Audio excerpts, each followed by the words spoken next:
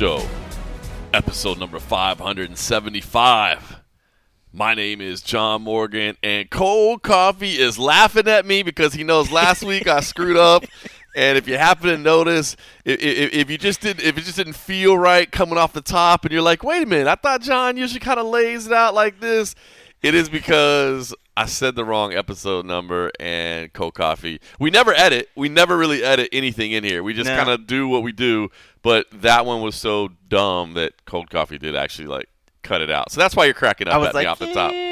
Well, yeah, it's so funny because I was just anticipating. I was like, he can do this. He's got this. He's got this.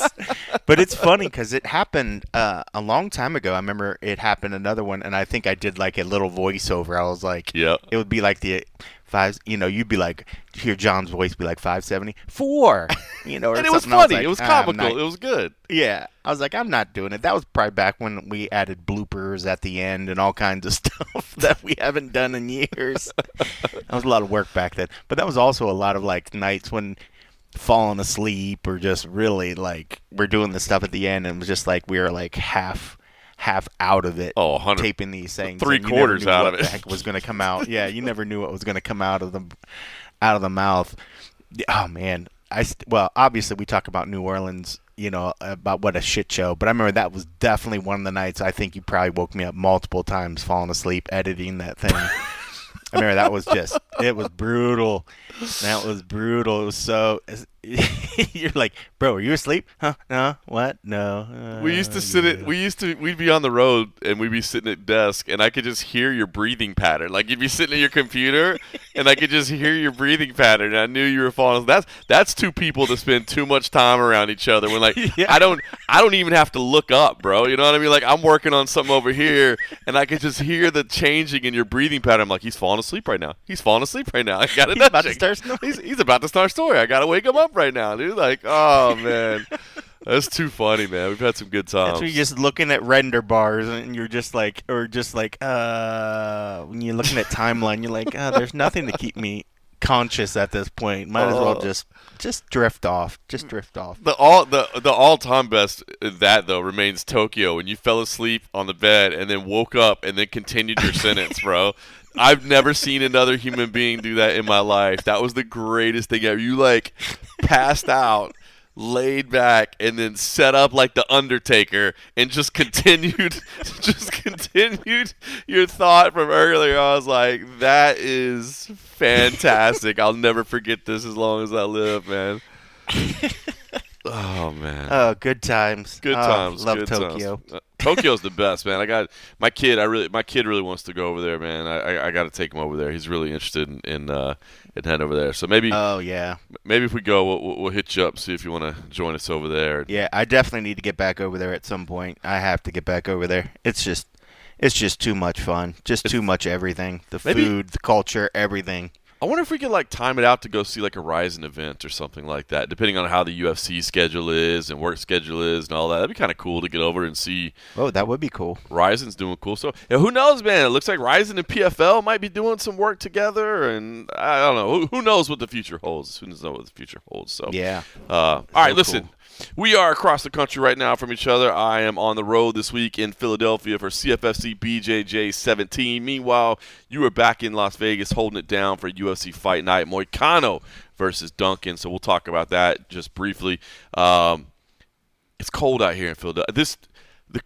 They said it was 65 degrees yesterday. Today it's 40 out here. So wow. I hope you're enjoying your fantastic Vegas weather. I got off the plane this morning. I'm like, does Philadelphia never ever get warm weather whatsoever? So I guess I've been cursed this year. But well, it's still early in the season out there. It is still. And then we're definitely getting it's right now it's about 68. I think we're supposed to get up into the upper 70s. Thank goodness, man. That freak little heat wave that we have was no bueno. But yeah, it's a bit overcast. Yesterday was overcast, so the wind's kicking up quite a bit, which is like most of the storms we get out here, these wind storms that just kind of knocks everything up and makes your allergies go crazy. But temperature-wise, it feels amazing right now. Yesterday, I just suspected warm, so I put shorts on to go to the media day, walked outside. I was like, ooh, it was a little brisk. It felt good. I was like, but I ain't changing. Do do you evaluate what the temperature's going to be outside before you decide to put shorts on? That's a weird thing. That's a weird thing to do. Right?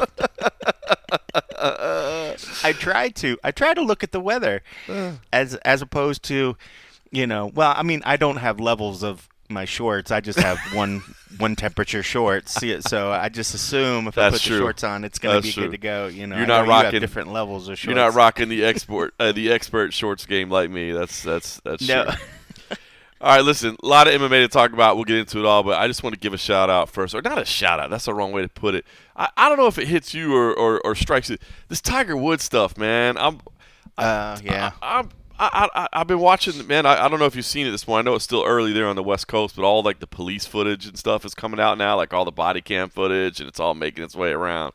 Man, I'm just bummed. I grew up, like, I don't want to say idolizing the guy, but man, such a cultural icon, right? Like, I mean, brought attention to a sport, but moved it on. The Conor McGregor-esque type. I mean, even more so. You know what I mean? If you were to compare it to somebody in our sport, but I don't know, man. It's sad to see the dude suffering, I guess, or battling with whatever he's battling with, man.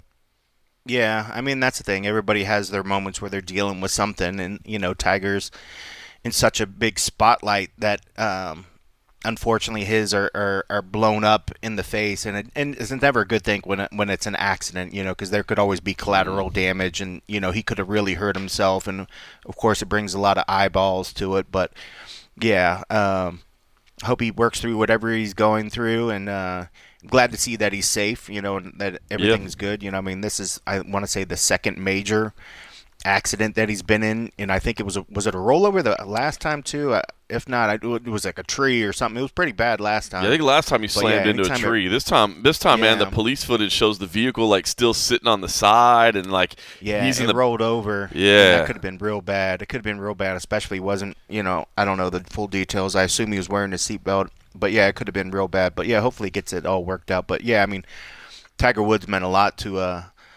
us, and I mean, like, that was the last golf video game that I actually really enjoyed. Yeah, was Tiger Woods, I played the hell out of that. I played that nonstop. Yes, nonstop through the night. So yeah, there were a lot of hours playing that dude's game. But yeah, again, I hope he works through whatever he's going through. It's a crazy time in this world. Everybody's dealing with some shit, and it's just unfortunate that it has to get put in the spotlight. But yeah, people just need to lay off and give him a little bit of grace if he's working through some stuff. Tis what it is. It's just unfortunate that he's such a big name. People are going to clamor on it and do whatever. It reminded me the parallel so much of, like, when John Jones was going through some of his worst, and everybody was just like, dude, why doesn't he just have a driver? And obviously, like, Tiger Woods' wealth versus John Jones' wealth. I mean, John Jones is doing pretty good for himself that he doesn't need to take a $15 million check and go fight at the White House. I mean, but Tiger Woods is on a level, you know what I mean? Like, of course you could have a driver. You could have a team of drivers. Like, they could work in 8-hour shifts on standby, and you'd never even notice it. You know what I mean? It's just just a shame, man. Just a shame. So yeah. Unfortunate. Anyway, just want to mention that it was kind of effective. I guess in light of everything that's going on in the world, I needed some relatable bad news instead of just some of this other stuff. That's true. It was well, on the good news, I guess good news side of things, just to switch it back to the positive. Did you watch the Artemis launch yesterday? You know what's funny is I didn't know anything about that. I had no idea that it was supposed to happen whatsoever. And my kid came home. My kid came home from school and turned it on, and he was like, "Oh, thank God the schools are still fucking putting that shit on." You never know. I never know if a school is going to put it on. You would hope that a school like that was a big thing when we were kids. Yeah. Going to the school library and watch the launches, and unfortunately, we seen one of the launches when the shuttle blew up. Yep. That was crazy, but no, I'm glad that they're doing it. But dude, I was enthralled by it yesterday. In fact, I'm going to put it on the background. It's going to go on nonstop for 10 days. It's streaming on NASA's YouTube channel, so you can stay. They're just a live stream the whole 10 days?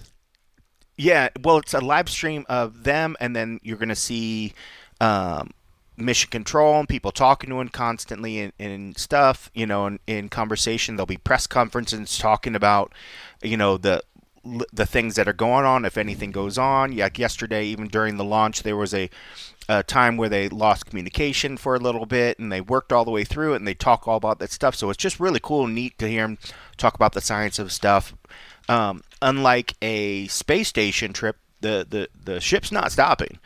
It's just going nonstop. So it's not like there's major milestones where they're going to stop and say, okay, this is where they're going to come out and do a spacewalk.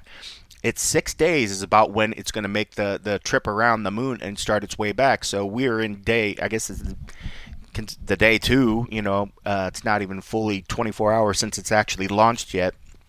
And I guess what people, a comedian, I'm not sure who said it, but I was hearing somebody talking about the comedian when they asked to explain like what this mission is they're looking for a parking spot.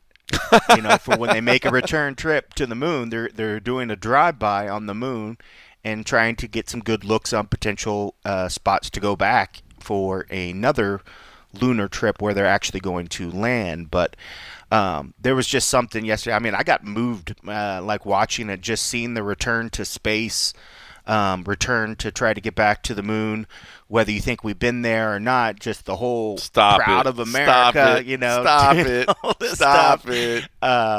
It's just, it was amazing. But I couldn't help but, like, when you were watching the mission control before they launch, seeing the whole process, they count down, they put the hold on the clock at the 10 minutes, and everybody does their final checks. Are you good? Are you good? Blah, blah, blah.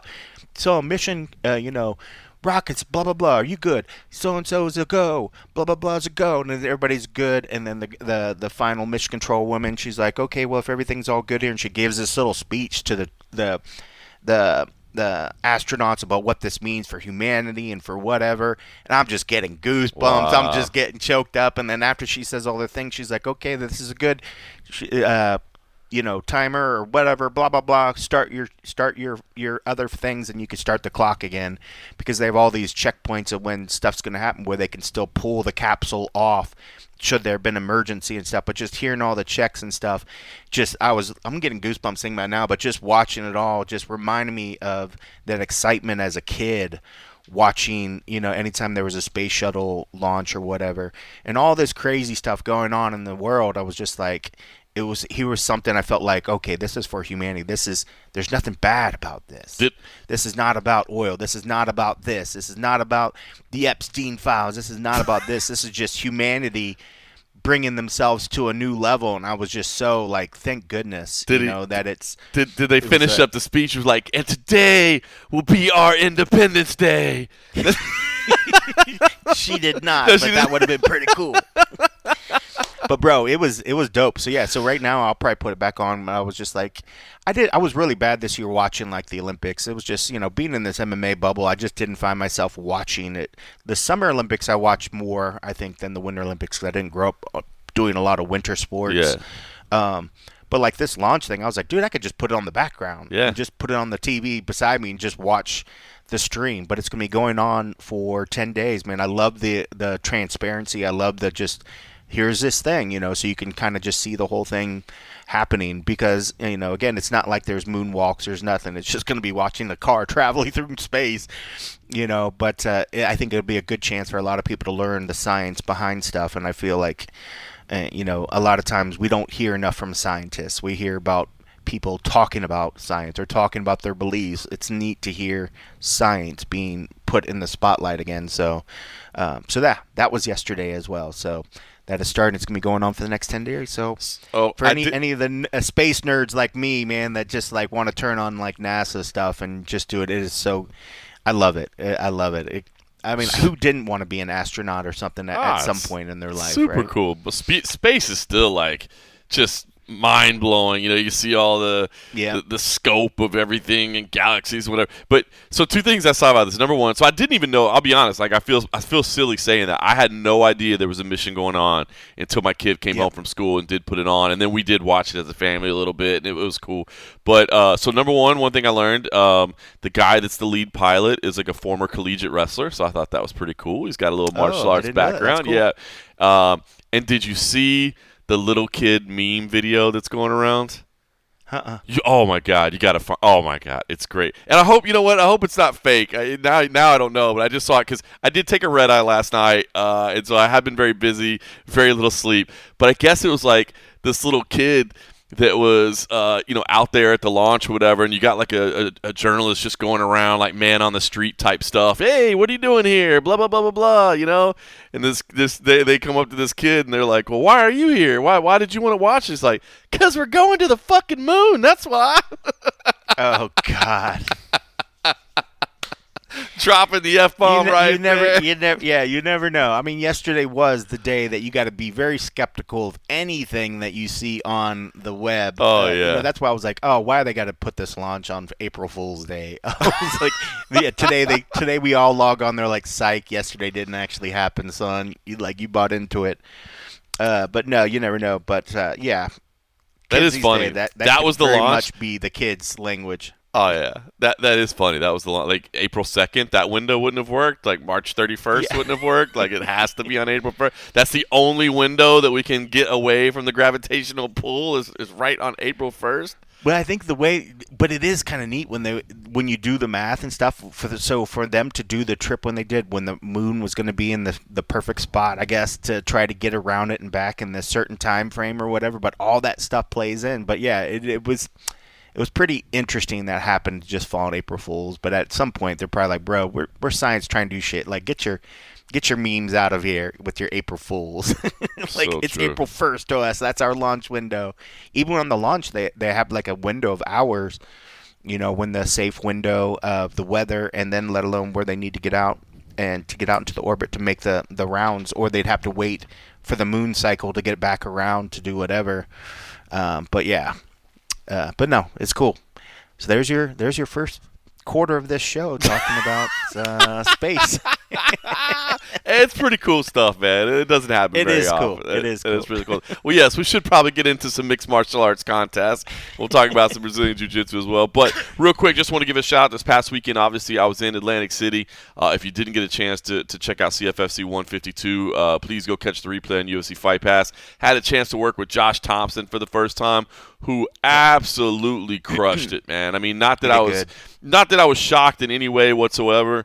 Knew he would do a good job, but man, he crushed it. He's such a good broadcaster, and it's funny because even though we had never worked together, Jesus, we've known each other for like 20 years. You know what I'm saying? So like there was instant, just kind of.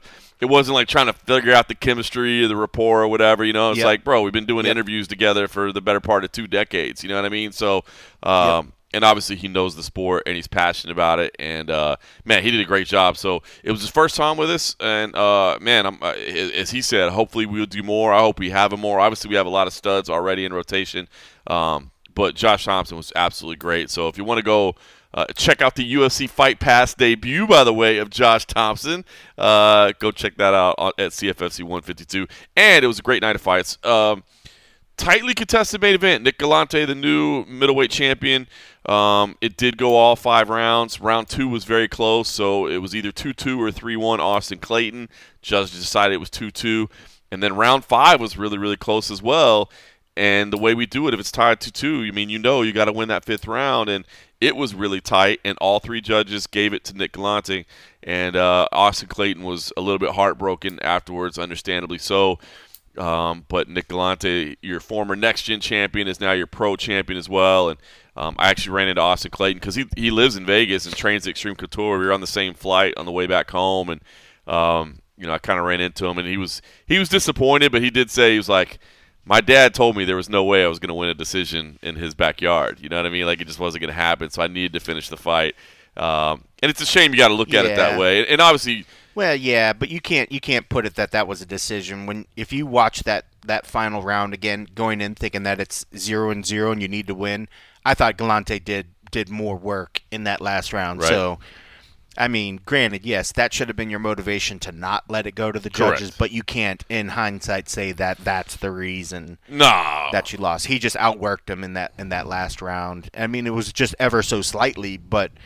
As being an unbiased observer, I watched it and I thought Galante did enough in that last round. But I thought it possibly could have not even went to that final round. I was a little back and forth even before that. Thought that maybe either side could have won it before that, But since they decided to go, I was like, okay, then I'm just going to forget what I saw for the first rounds, and then somebody just show me in this one. And I thought he showed me, and then that round that Galante did enough. It was a great battle, man. They both laid it all out there. It all came down to how you scored rounds 2 and 5. Like round 1 was clear because Nick damn near finished him. And Austin, Yeah. Austin did tell me afterwards. He was like, man, the choke was really, really tight. He was like, he actually said, he's like, I saw my dad. I was locked up in a choke, but I could see my dad outside the cage. And even though I was locked up and I was like turned backwards, I could see my dad. And he's like, I'm not tapping in front of my dad. Like, I'm not doing That's it. awesome. I was like, dude, that's awesome. It was pretty impressive. I mean, for the way that he weathered through that, and then Galante tired out. Yep. Man, like he warmed down, like he was struggling. And then if anything else, Clayton looked better. In my head, I thought that I could have given him the nod before it went to that final, the final round. So I was like, okay, well, the judges see it differently, and so, all right, blah blah blah. So yeah, Galante carried it through, but it was good. It was a good fight. It was a good fight. Great fight. Clayton has got big things ahead of him, for sure, man. He's going to be back and going to have some big results, but Galante is your champion. So, fun night in Atlantic City, as it always is. Great night of action all the way through. So, check out the replay again. Josh Thompson absolutely crushed it. Really, really enjoyed working with him, I should say. And this is cool, too. So, like I said, we're going to talk about Moicano versus Duncan because I want to get your experiences from everything there and kind of preview that card a little bit. But I will say, so again, the reason I'm out here is CFFC BJJ 17. We got a couple of inaugural title matches in the featured bouts. But Michael Chiesa is going to be working with me on Friday night. Now, Michael Chiesa, who is a week removed from his retirement, Great retirement. Obviously, that whole Seattle card was awesome. The whole Seattle card was awesome, and then the PFL card that followed after it was awesome as well. It was a great day of mixed martial arts. But Chiesa, of course, got his retirement, 63 seconds, gets it done, amazing send-off, has all that. Then he's working UFC BJJ Thursday night, tonight, in Las Vegas, and then catching a red-eye and flying out here to the East Coast and working back-to-back nights, BJJ events in 2 different cities, UFC BJJ and CFFC BJJ. So big shout-out to Michael Chiesa for being willing to step up and do it. So we were collect them paychecks. That's gay. He's like, I'm retired. I got to make that money now, bro. I gotta find something somewhere else. It's funny you say it because when you said, when you're talking about Josh Thompson, like welcome to maybe the rotation, but I was like, bro, you got Chiesa back, and I mean like Chiesa. I mean when he's got the BJJ and the MMA side thing, and he's really really good, and you guys have a great chemistry as well. So I mean like. I'm sure we'll see Josh on occasion, but you got some talented people over there. Let alone you got CM Punk that's still waiting to come back in. You got the Karate Hottie, you got Chiesa, got Dean now Thomas, you got Thompson, and you got Dean Thomas. Some solid partners for sure. That's a good lineup, and everybody's. If there's anybody that was either on the fence of the relationship that CFFC has with the UFC and the UFC Fight Pass network. I mean, these are the legit people that are on the UFC broadcast, and then they're getting to moonlight and help you guys over there at CFFC. So it's pretty cool. It's cool, man. Cool. And they all seem to enjoy it and they have a good time. I gotta get you out to an event, man. I gotta get you out to an event so you can hang out with us. It's always a fun time. I mean, obviously everybody's working hard, and we're not a big company by any stretch of the imagination, so everybody's wearing multiple hats and hustling and grinding, but we all have a good time doing it, man. It's I don't know. It reminds me like the early days of Junkie or whatever. You know what I mean? Where it's just like everybody's working hard, but they all have each other's back, and it's fun. And I don't know. That's the kind of company I like to be a part of. Which city would be better, Atlantic City or Tampa? Because I feel like Atlantic City was one of the ones that I know that in the past you're like, you got to, and I've never really hung out in Atlantic City, so that's on. You got to come to Atlantic City. I'll give you. We got 2 more dates this year in Atlantic City, plus some of our next gen. But yeah, you got to come out to Atlantic City is probably the most fun, especially the boardwalk's fun. Tampa's great too, though, but the boardwalk and just hanging out out see there. The boardwalk. Yeah, I think that'd be kind of especially during the summertime. We'll see about later this year or something. We got to get you out. See there. what can't work out. Hey, I want to give a shout out too, by the way, Madden Johnson Thomas, who was our reporter this past weekend. Yeah, she did good. Check this out. That was her first ever live TV hit. First. I could tell. I mean, you could definitely see that there was some nerves, but I also was like, I've never seen this woman before. I was like, where did she come from? So, and there were definitely nerves, and she said it, but I thought she crushed it, man. I thought she knocked it out of the park. But it was funny. So she does a lot of stuff for UFC Digital. And so she does a lot of interviews and stuff, but she's usually behind the scenes, doing it off camera, et cetera, just getting stuff for the backstage content that they have. And the UFC has said, like, hey, we'd like to get Madden Johnson Thomas some reps in the role. Obviously we took Morgan Worth out there and other people that we've had in the role. They're like, we'd really like to get some reps with her. Like, fantastic, absolutely. Let's bring her out. Let's, we've got a big show coming up in Atlantic City. That'd be a good fit. Bring her out. And I had never met her before. I'd seen some of her work, but I had never met her before. But we started talking, and she was like, okay, what do you need me to do? Yep, I'll do that. Tell me this, everything. I'm in. Yep, absolutely. Let's go. Perfect. And then so we start talking, and so like, well, how many, where else have you done this before? And it's like, oh, no. I haven't done this exact role before. Like, this is my very first live hit. I was like, look at you. You're rocking it. She was, again, a little nervous like anybody would be, but confident, studied, had her stuff, reached out to everybody on her own, like got her own research together. I don't know, man. I thought she did a great job, and I thought that was amazing. We thought we were just getting her additional reps so she could get more and more comfortable in the role, but it was actually great job with the UFC letting you know the full details. They're like, oh, we want to give somebody some reps, but can you give her first reps first? There may have been a little miscommunication about exactly how far along she was in her development path, but man, I thought she did a great job. No, it's good. I definitely didn't think. I definitely thought I saw some nerves, but I didn't feel like that was our first experience. So she did a good job. She did much. She blew it out of the water. If that was our first time, she blew it out of the water. She did a really good job. But yeah, I was wondering. I was like, who's this? Because I remember hearing a name and I thought it was going to be Morgan. And I was like, that's not Morgan. Or the one that you had that does the BJJ. Morgan. Yep. It is. Morgan. Yeah. Morgan. We'd had Gina before in the past as well, so and Gina. She did a great job. So anyway, just want to give her a shout out. That was CFFC 152 this past weekend. This week it is BJJ. So tune in to see myself and Michael Chiesa in a lot of great submission grappling action. And man, how much is going on? I mean, before we talk about just the media day and the setup and the preview, how much was going on at the Apex when you were there yesterday? I mean, they got BJJ this week. They got a UFC event, and they got Zuffa Boxing on Sunday as well. So 3 simultaneous events all happening at the Meta Apex. How busy was it over there, man? It's crazy that they can do all these things in one spot. Yeah, and I wasn't quite sure if it was the BJJ people or boxing. I assume it maybe was the boxing folks that were in there yesterday. It was because that whole middle section was all those little tables where we've seen it before, where they've had like multiple functions going on at once. So it had that mad scramble of like a boxing event / BJJ event, because you saw a few of the athletes, but I was like, I don't know this person, so they could be a BJJ or a boxer. I assume most of them was boxing because they did have the BJJ weigh-ins earlier in the day, but I didn't attend those because I was still setting up for the stream and stuff. And then we ended up speaking with the 3 champions that are vying tomorrow. Carlos Aureli. I say Aureli, but Christophe said it was Aureli. I was like, okay, whatever. He's like, it's French. I was like, Aureli and Aureli sound the same to me. I was like, but it's because it's spelled Aurelie. So I was like, how do you say that? And he's like, Aureli. I was like, Rue. I was like, the R-E is like Rue? I was like, whatever. I'll just take your word on it. I was like, I'm just going to... He's like, you could just say Miss... I forget what her last name. I was like, yeah, we'll just go with that. Yeah. And then we saw the... I'm forgetting his name. The other...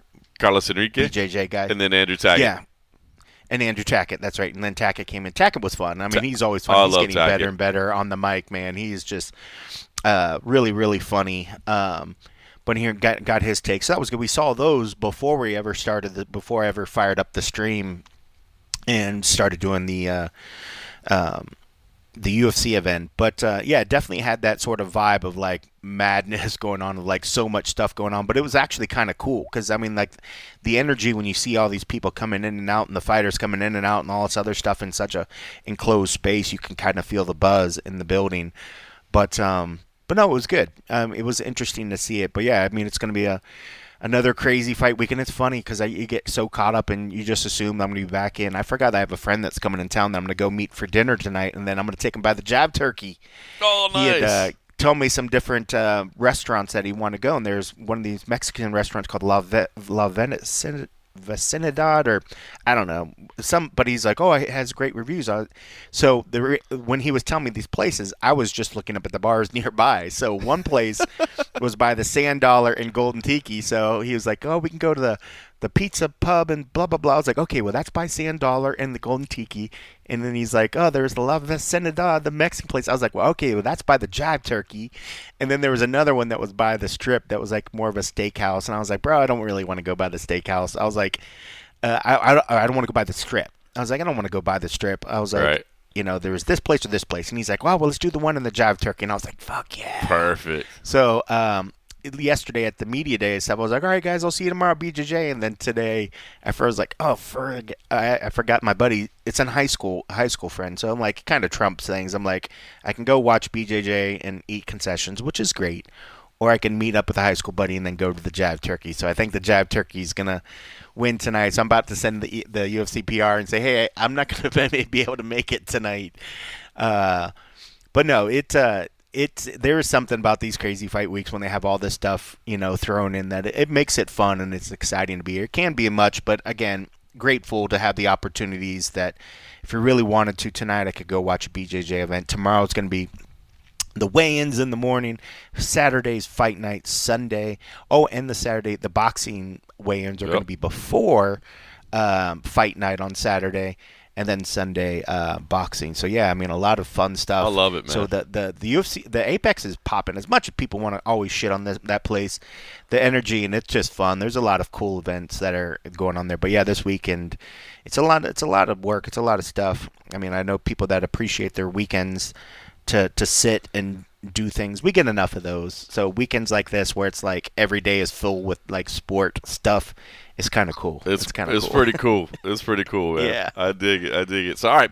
So, let's get into UFC Fight Night, Moicano versus Duncan. Did you notice, I don't know if you checked this out. I know, again, because you got so much going on, did you have a chance to check at the media packets that they send now? Basically, the distributor, they're starting to put little facts and figures in there. So, this is something that I've noticed they started to do it a little bit more post-fight, and they're starting to do it a little more pre-fight. So, here are some facts and figures for you, Cold Coffee. This event is the 10th event of 2026 and the third at the Meta Apex. So for all the people complaining about the Meta Apex, it's only about 30% of the events, at least at this part of the year. It is would you care to get, well, I guess because of the hashtag, but it just seems big to say, the 121st event all time at Meta Apex. So it is the 121st UFC event at the Apex. It is, and I think this is interesting because I kind of like the implications of it, the second main event of 2026 featuring an unranked fighter, Lone Kavanaugh being the other one at UFC Mexico City. And I can see a lot of people, as I have seen people, kind of saying, you got a main event, you got an unranked guy in the main event, like what are we doing here? But I'm going to be honest with you, I like it. I like putting fresh names in there. I like getting people outside of the rankings getting a shot to really, really elevate their status in the organization and really, really get their name out there. And just, it's hard to make that slow rise to the top in these divisions, man. There's so much talent in every weight class. Of course, especially at lightweight. I mean, lightweight, featherweight, bantamweight, they're all getting upwards of like 100 people at this point in the weight class. And so to try to truly earn your way all the way to the top by, beating 6, 7, 8, 9, 10 people in a row, it's hard to do. So I kind of like the fact that guys get this little opportunity early. So anyway, a couple other facts and figures, and then we'll get into the main event. It is the fourth main event of 2026 featuring a Brazilian fighter, because you've had Diego Lopes, Vinicius Oliveira, and Charles Oliveira before that. So Brazil definitely not slipping, still maintaining that dominance in the sport. It is the first main event featuring a Scottish fighter since November 18th, 2023, when Brendan Allen took on Paul Craig. It is only the second UFC main event ever featuring a Scottish fighter. So only Paul Craig and now Chris Duncan. So, yeah, anyway, there you go. There's some facts and figures. I mean, that would have been a pretty impressive fact to throw Duncan's way, and I think he would have got a nice trip out of it because they did bring it up a little bit, of representing Scotland yesterday. That's pretty cool. But yeah, I just had to pull up the email. I was like, where's this facts and figures? So yeah, it's a new addition, a new attachment to the So there you go. event materials email. Something new to look for every week when you get your event materials in, because I figure you probably need more paperwork to go through and more more things to deal with. But you were there yesterday, Renato Moicano and Chris Duncan. So this is a tough one for me. Number one, obviously, I love Money Moicano, man. I was a fan of Money Moicano even before he was Money Moicano. When he was just Renato Moicano, I thought he was always a very polite guy, a very nice guy, a very friendly guy. And then, of course, he started developing this brash personality. And, shout out to my boss, Rob Haydack. We were looking for a commentator one time after one of these Renato Moicano like epic post-fight rants that he had, and I was like, I was kind of half joking because we had an opening, and I was kind of half joking, but I'm like, dude, why don't we bring in Moicano? Like, he's fun. And I was a little worried that, Rob would be like, well, I don't know, man. The language barrier for a whole broadcast. I don't know. Like, he knows English, but can he work on an English broadcast? And Rob was like, I love that idea. Let's do it. And we brought Moicano in, and obviously Moicano was amazing. So I love me some Renato Moicano, but I also do love Chris Duncan. Chris Duncan, to me, is one of these dudes that you just know when you see him, it's going to be a fun fight, right? Like, they're going to come and throw down. And maybe not the most heralded guy. Again, it's hard to keep up with all the names. It's hard to keep up with all the developing fighters. But somebody that I think, should definitely be on your radar. I always joke that he kind of pissed me off back in 2022 when he was on the Contender Series, because our boy Charlie Campbell was laying it to him on the Contender Series, and I'm like, all right, Charlie Campbell's got this contract, he's good to go. And then Chris Duncan just, an insane comeback, levels him, and luckily it slowed Charlie Campbell down, but he made it to the UFC anyway. But I remember being kind of pissed at him at the time. I'm like, damn, this Chris Duncan guy. But I still loved watching him fight, and he's put on a nice little win streak, and now he's getting a big opportunity. But it's kind of weird, right? So on the one hand, I got Moicano, who I love. On the other hand, I got Chris Duncan, who I think is an absolute beast of a human that I love watching fight. And I tend to kind of lean towards Chris Duncan, which I hate to do, but that's just the honesty of it. And then you add in the caveat of, like, they're both coming out of an American Top Team, and that makes it a little weird. So I know it's a weird main event. It tugs at my heartstrings a little bit. But you had a chance to speak to both guys, and it seemed like they were both in pretty good spirits and pretty respectful. No like hard feelings, even though they're kind of teammates going at it. That's it, and both of them understand. I mean, this is an opportunity. It's business. Neither one of them wants to fight somebody in the gym, but when you're in a big mega gym like this, at some point it could be inevitable. If you're both trending in the right direction and you're both getting to where you want to be, which is like the UFC, and you happen to be in the same weight class, unfortunately, that could be a real possibility. And that's not the first time it hasn't happened at ATT as well. I mean, like, it's, when you're a big gym like that, it's possible to happen. And the unique thing about that is that the gym understands it, and coaches either sort of work their way out, or you have sort of your head coaches, or you have your striking coaches, you have your people that you sort of gravitate to. So it's not like there's a plethora of coaches that you're like, wow, if this happens, like, is my dude going to be able to help me, or am I going to have to start working with somebody I don't normally work with? It just sort of works itself out and gravitates where the people have their people. So that hasn't been a major issue with anybody. And usually, if it ever starts to get that, you see stuff like what happened, I think, with Amanda Nunes, where people just leave the gym. They'll either go another route or whatever. But dude, there was a story like them in the same sauna for like this fight camp, like cutting weight together, doing that sort of stuff. And if you really despise your opponent, or if you have like actual bad beef with somebody, or if you're like, I know we're teammates, but I'm gonna destroy you or whatever, then maybe you don't share those things. But neither one of those has that in their heart for this particular event. Both guys, they have a dream, they have a goal. There's no malice towards the other person, and it's the kind of stuff that they could be back in the gym next week, and it's not like there's going to be any bad feelings. There might be like, well, you got me, but I'm gonna get you back this camp, and then we'll run it back or something. That's just the professional side of this business, and for this gym, And it's the kind of thing that's going to happen again, but they have teammates that are completely rallying around them. Whoever wins is going to have support. Whoever loses is going to have support. So it's kind of fun and it's unique, and that's the kind of thing I think that you can see happen at a big gym, where maybe if it's a little bit smaller, maybe the cliques kind of spread out a little bit more so, and there's a bigger divide. But in a big gym like this, when big things happen, they understand that everybody's just everybody has the same shared goals. So they understand this is a real possibility. But there was no anger in the talks yesterday. There was nobody shit talking the other guy. There was nobody whatever. It was all respect. Duncan had been watching Moicano for quite some time. He was the dude in the gym. And then you work with a guy, and this is one of the guys that you're like, I want my career to be like him, and blah blah blah. And then next thing you know, you're in the UFC alongside, and then now you have the potential to actually have a fight with that person and get to show your stuff, and it's incredible. I mean, I thought it's a good, solid gym with people with level-headed. You got the right coaches to keep these guys' mindsets right, so they're both coming in respectful, both coming in prepared, and both of them look in good shape.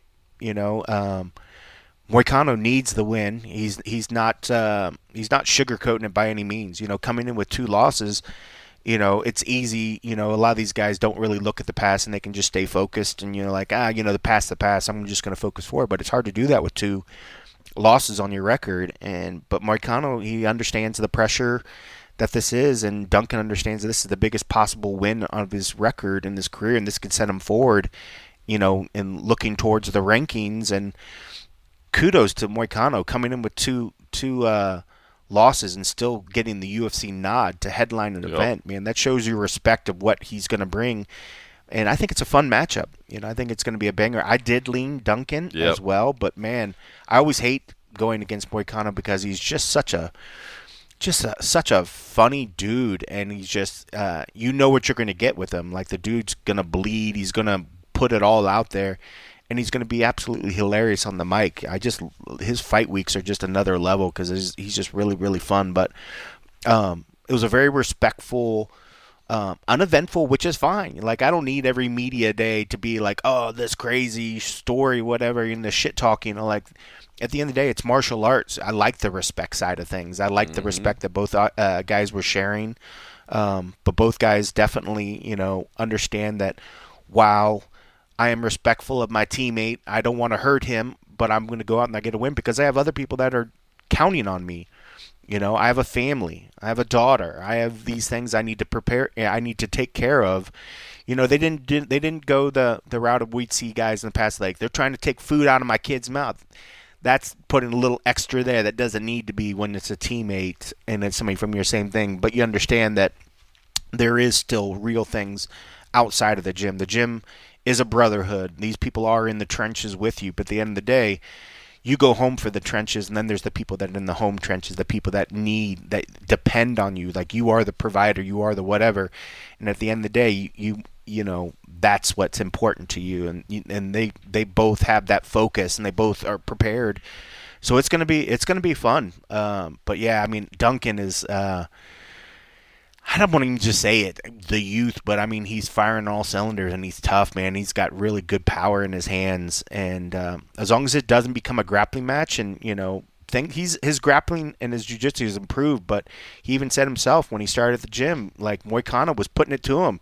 He was whipping him up in grappling, so he's got to keep the fight standing. He's got to keep the fight throwing hands, and the thing about Moicano, he likes throwing hands too, so that kind of plays in Duncan's favor that the fight will stay standing.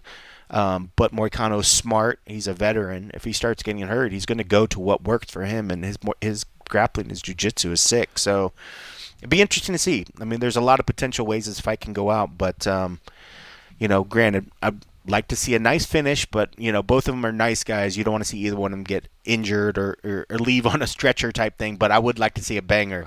Like, I know you're teammates, but let's go. Like get that finish bonus. Get that finish bonus. You said a lot of good things. In my head, I was like, I just hope everybody has fun. But yeah, no, I think you said a lot of good things there. So the first thing I want to address the teammate thing is because that is one thing that I think sometimes when teammates compete, it ends up being a little bit of a sparring match, right? And I just don't feel like that's going to be the case here because, as you said it, man, Moicano's in kind of a bad spot right here, and I love the fact that he's willing to address it. He's in a bad spot. He knows that even though he's in a headliner, he needs a result, right? And so he's kind of desperate. Desperate's a strong word, but he knows what is needed from him. Meanwhile, Duncan is in the biggest opportunity. I mean, this is the moment. This is his UFC headline. I mean, this is a huge deal, right? This is his big spot. So I don't think, no matter the friendliness, no matter the good relationship, I don't think we're in danger of this going out and being a sparring match because of what's necessary. But I love what you said, too, because I think you're spot on. Like Duncan, you look at this 4-fight win streak that he's on right now. 3 of those are submissions. So you may say, oh, well, the grappling is solid, and I think, he can match Moicano in the grappling. I just disagree. I think he really needs to keep this standing. I think he's a powerful, strong, heavy-handed dude, much more so than Moicano. And I'm not saying that he's a fish out of water on the ground, but I think if you look at the names of the people that he's been submitting, they aren't nearly the type of grappler that Renato Moicano is. And so I think Duncan, despite the submissions on the record, despite the improvements in the grappling, he really needs to keep this thing on the feet. Yep, 100%. 100%. And that's what we want to see. I mean, like, if you want to watch a bunch of grappling, turn into UFC Fight Pass tonight. You're going to get BJJ tonight. Like, Saturday, we want fights. We want knockouts. We want some fisticuffs. This is the truth. All right, probably the other most meaningful fight on the card, of course, is the co-main event. There's some other fights that I think are exciting, and there's some names, but in terms of having real impact in the division, real impact. This is the biggest one. It's Virna Jandiroba and Tabitha Ricci. So, give me your thoughts on this one, because here's another one where it's I don't want to say it plays out the same or the storylines are the same, but this is a little bit of a similar situation in that Virna Jandiroba, first of all, I've always been a big fan of hers because, clearly she's not the most naturally gifted. It's not like she, had God-given athleticism. She came from this bullying is what turned her to martial arts, and, she's got this unique style and unique look, and she's just one of one, to say the least, but she's so damn effective. But then I look at Tabitha Ricci, who has had some setbacks and who has, maybe not quite gotten to the top, but you see the athleticism, you see the talent there, and, she is kind of the younger one on the rise. So it's not the exact same kind of story as the main, but a little bit. There's some similarities that echo there, and I did the same thing that I did in the main. I'm kind of leaning Tabitha Ricci here, even though I find myself always a big Jandiroba fan, and I think that she's, constantly written off when you absolutely just can't do that. 100%. And I mean, she's still like stepping up her game, even like the extra things. Like she's been working on her English, and so I was teasing her at first because when she sat down, she was talking more English, and then I was like, wait, I thought you were going to start this on English. She's like, not yet, maybe next time. I was like, even that right there, I was like, she's understanding, and she's always been so much fun. But I just shortcut it. Yeah, I went with Ricci as well, and I think part of it is the fact that Virna, when she fights a lot of these other fighters, she's got like this subtle strength that you don't initially see, but then when she finally gets in there, she's like so strong, especially if it gets to the ground. But I think that's going to get trumped this time because I think I was going to say Hichi again. Tabitha Ricci I'm just completely ruined with R's when I'm talking MMA. It's Hichi. Sorry, Hashad. Hashad no respect. But I think Ricci is stronger. I think you look at her physique. I mean, her arms are just enormous. She is so powerful. But I think when it gets to the ground, I think she's going to have a power difference over Virna. Maybe not initially, but if the fight goes on, I think that power will kind of work on. But both of them were just focused. We're very sharp, very into it, respectful, but also understand that this is for vying for contender stuff. This is keeping yourself up at the spot. Last time we saw Virna, she lost to Dern, for the vacant title, and that's got to be a big, jolt to the system right there. You have a big reset. Like you were just vying for the title. How do you now just sort of get it back up to kind of go back in there with that same hunger? How do you shake off a title shot where she didn't perform quite like what we thought she was going to perform, at least not me in general. I thought she was going to do a little bit better. That takes a lot. That asks a lot. But, what was great asking her about that was like, she's like, it was a reset period, and she knows that it's going to take some time to build back up, but she's been in that position before, and I think it was just a matter of she realized that she can build herself back up. Like, it's just a different way of thinking. I feel like if I was just had a title shot and a loss, I'd want to mope and maybe just sit out for like months and just pout. Yeah. But these fighters are built differently, and here she is back trying to vie to, one, stay in the top of the division and start to build that route back up. And if she can get a win over Ricci, good Lord, if she can get a win over Tabitha, she keeps her name there, and then she still, will have a couple shots before, because nobody's rushing to see that fight again. Not the way that it played out, but there are some real stakes in this. But I think Ricci's going to come in there. She's motivated. She's strong. She's got good hands on the feet, and she's really strong on the ground. And if she could beat the woman that just vied for the title, that's a big flag in her cap, and it certainly sets her closer to getting that contender shot. Maybe with a win here, she's maybe got one more. Yeah. And then I could see her maybe, potentially vying for it. But it's I don't mind that it's the co-main. A lot of times, people are always like, oh, I'd rather see some other guys up in the co-main or towards the top. This is the big, as you said before, the biggest fight that actually means something in this card. It's legit the one that's the closest to having real title contention and real title, ramifications. So, and I think it's a good one. I mean, like, both of them bring it. I don't think either one of them wants to go out there and just make it a snooze fest. And I don't think they've shown that in their past, their track record.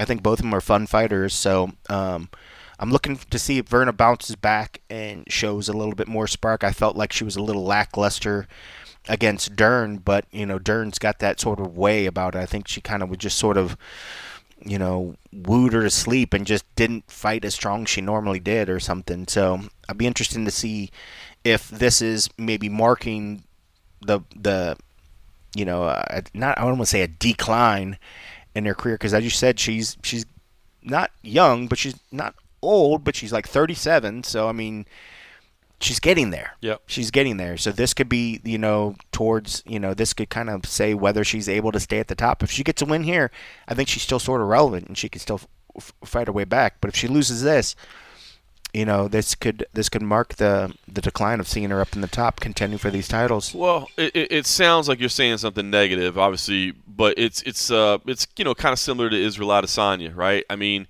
Israel Adesanya, God, and again, I hate to say it because it just does so negative, but a 1% decline is still technically a decline, right? You're on the. I mean, there's only two ways. You're on your rise to the top, or you're on the back side of that rise. You hit the pinnacle. You hit as high as you're going to go, and now you're starting to slip. And it doesn't mean that you're falling off the cliff and that you have no skills whatsoever, but you're either rising or you're falling, one of the two. So I think you're right about that, and it sounds awful, but it's honest. And it's time. Father Time is undefeated, and it's not. I mean, we love these fighters. We love them. We want them to keep fighting, but we've been around the sport long enough to know that at some point in the career, it starts to happen this way. This is not mental jousting and things of that sort. This is actual physical jousting, physical fighting. At some point, your body can't stay at that level, and the younger athletes and those that maybe haven't put that wear and tear will start doing it. But yeah, I love Verna. I mean, I think she's a great fighter. I love interviewing. I love the fact that every time we've talked to her over the years, it gets better and better. It gets easier and easier. But at some point, that day will come when, just like all these fighters, we start seeing the point. We just saw Chiesa retire. Nobody wants to see that, but I feel like I remember when he was gone, the Ultimate Fighter, winning his stuff, and it's just like, dude just retired, and it's happened over and over and over and over, and nothing, hopefully it didn't sound like I was trying to be disrespectful or whatever. It's the state of this. That's just the nature of this sport. Yep. People will come, people will go, and I say it with the utmost respect, but it's one of those things that starts to happen, and you brought up Izzy. Nobody wanted to see that happen to Izzy, and it's great to hear him say, I want to reset and get back in there and work his way back, but I don't think I'm sure I'm not the only person listening to this that wouldn't have been surprised if he would have put the gloves down at that point. Yeah. I think a lot of people were kind of expecting that it was quite a possibility. And, to get flattened out and then, just get beat up like that. I mean, it was hard to watch and you didn't want to see it. And I don't think, he didn't go through all that training to do it, but it's just the inevitable thing that happens in this sport sometimes. And it doesn't get easier watching it, but, at some point you realize if they can't get past certain level of fighters, they're not going to get back to the top without perfect matchmaking that gives them the perfect opponent. And in this sport, you don't often get that. You got to fight who's there, and you got to fight the up-and-coming ones. And, it's unfortunate, but it happens. But, but it'd be interesting to see. Vernon's got a good shot to go out there and kind of maintain the spot. And if she could beat Ricci, I mean, that's a huge win for her, and definitely marks that she's still there. And even if she, doesn't, like you said, a 1% decline. It just means Ricci is that good, and she's earned that spot to be towards the top. So a loss there is not a bad loss for Vernon in any means, but it certainly starts to mark the potential that her time at the top could be getting near the end. Definitely.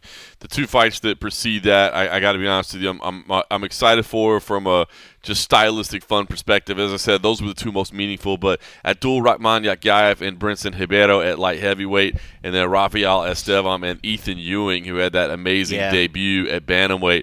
To me, on paper, those two look like they're going to be fun fights back to back, and however long, especially at light heavyweight, that one lasts, and then the bantamweight fight should be fun. So it's like they're just giving Ethan all these undefeated dudes, like, come in here and like here's your chance, steal the hype, take these undefeated dudes out, and he loves it. He's built different, man. I like this kid. Right? Like, you come in like, hey, man, we're going to give you the undefeated Malcolm Wellmaker at Madison Square Garden on short notice. Dudes. He was riding the hype train. Like, he came in there with all the hype in the world. And Ethan's like, I got this. I got it. I got this. And now you're like, it's amazing. I like this kid. If you thought maybe you were going to get like a little step back to settle in now, like, no. Here's the undefeated Brazilian. Favorite. He's the favorite coming in this.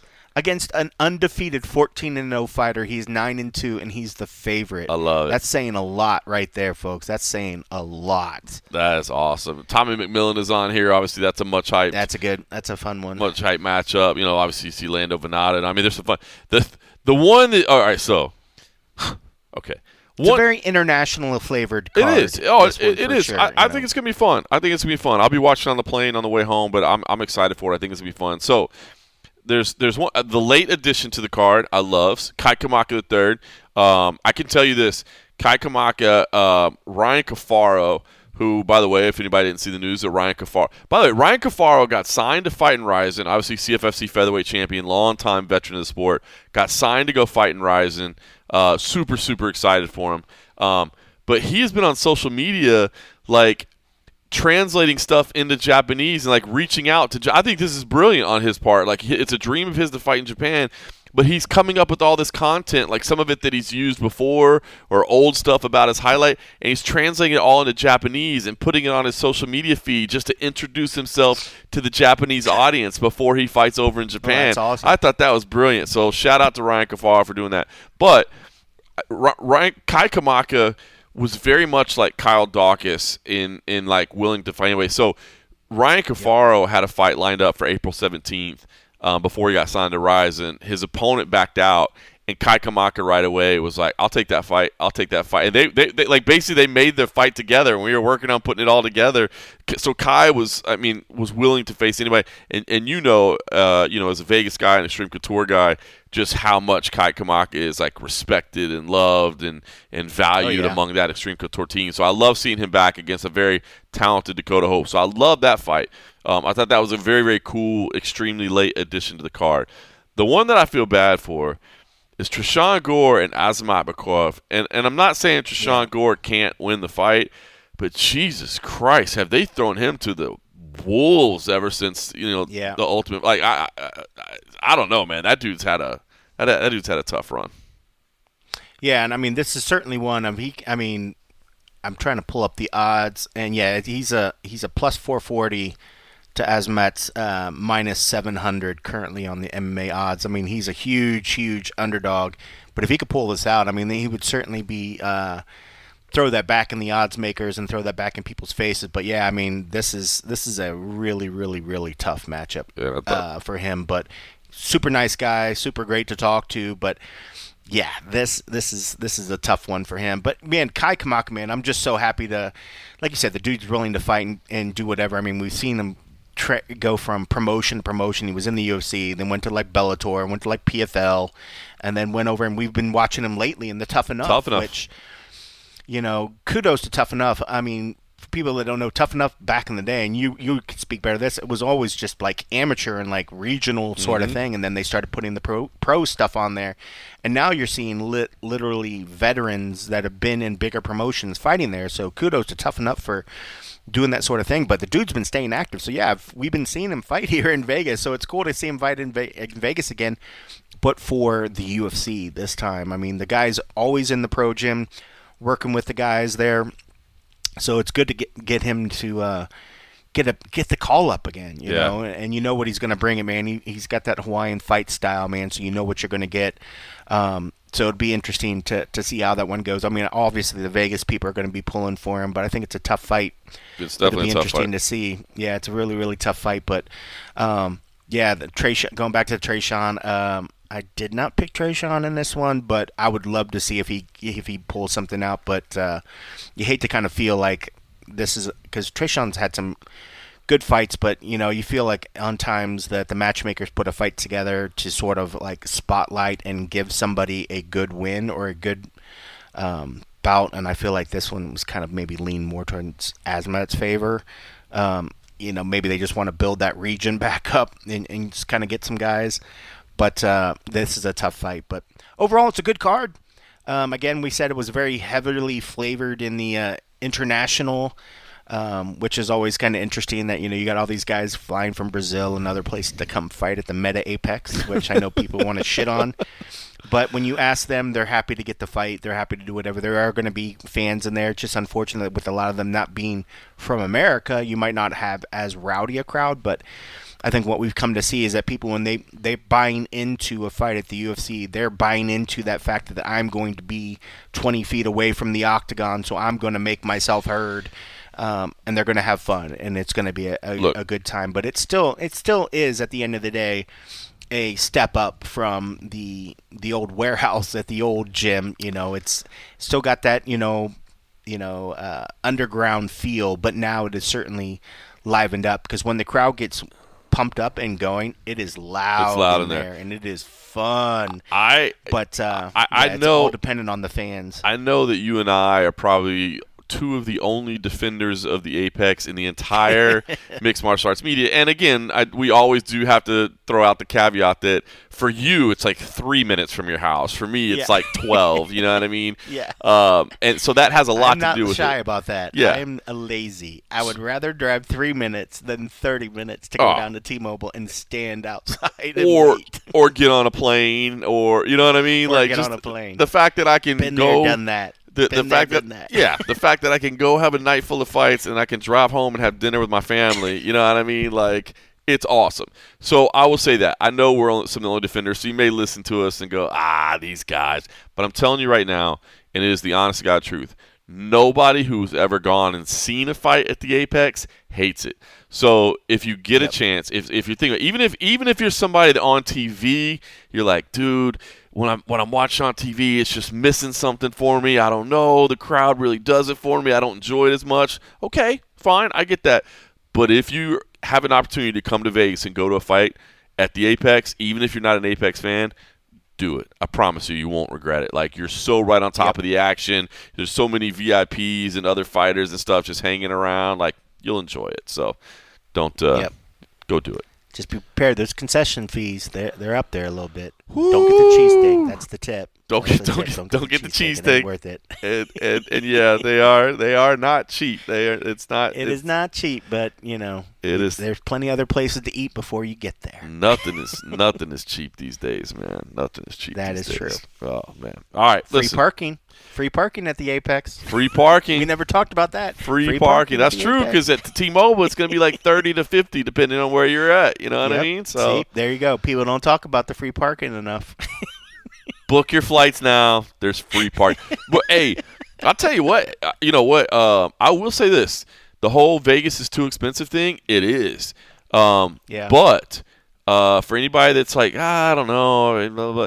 Did you see like MGM is starting to do like some all-inclusive stuff? And now, granted, it's only like the Luxor and the Excalibur. Yeah, it's only the Luxor and the Excalibur right now, but it's all-inclusive. Those are not bad. Those are not bad properties. Those are good properties. Like Luxor is attached physically through a hallway to the Mandalay, so you can literally go walk over and enjoy the Mandalay. You don't even have to leave the building to get in there. Excalibur, I know Lee goes there when he comes in town from MMA Crazy. Loves Excalibur. He's like Mr. Morgan when he gets there. He goes there so often. I love that dude. I always tease him because I'm always like, "What'd you have for dinner last night?" They have like a Popeyes in there, and he always eats at the Popeyes. I was like, every night. Get out of Vegas and get some other food. Like, stop eating at Popeyes. He's like, it's like his Nando's, I guess. There you go. He's like, I got so many points, I get it for free. I was like, all right, well then do you, bro? Do you? But he loves Excalibur, and there's some fun little stuff at the Excalibur. But those are good. Those are good properties. But you're right. They are offering deals. There are deals to be found here. It is still overall expensive, and there is still a lot of bull crap that a lot of the resorts are putting on. But you could still find value here. But it is not as cheap as it used to be. I mean, especially to live here and the Costco and whatever. But like we always say, if you do come, you might spend a little bit on the hotel, but you're not forced to eat there. You're not forced to drink there. Get out and find the value elsewhere and get your money's worth. Yep. And a show at the Apex, you're going to get seats closer than what you're going to get at T-Mobile. Might be a little bit more than the nosebleeds at T-Mobile, but I think the experience that you're going to feel is going to be so much more unique than what you're going to see at the T-Mobile, that I think it is worth it. And then, and then you could say what you have done. Then at that point, you're also an elite audience. Not many people have seen a fight at the Apex. That's true. So you want to have some bragging rights to your folks. It's one thing to say you've been at the T-Mobile, but T-Mobile's got like 18,000 people every night with you. Yep. Go to the Apex.